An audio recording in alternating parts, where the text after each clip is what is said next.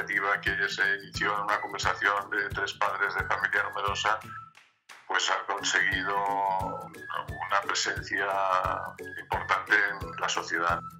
¿Sientes una satisfacción por el esfuerzo realizado? Sobre todo esfuerzo, porque luego los éxitos luego han ido viniendo con el tiempo. La verdad es que los inicios fueron muy duros, ¿no? Porque nosotros estábamos convencidos de que la idea era buena y de que podíamos ayudar a mucha gente, ¿no? Pero nos encontramos con unas barreras de incomprensión tremendas, ¿eh? Tanto en instituciones como en empresas. No nos entendían.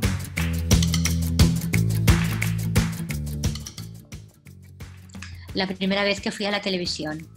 Me acuerdo que yo siempre decía que en público no sé hablar, a mí me gustaba ser de la labor de la junta, pero a mí no me mandaras a ningún sitio. Y esto, bueno, me lo pasé bomba.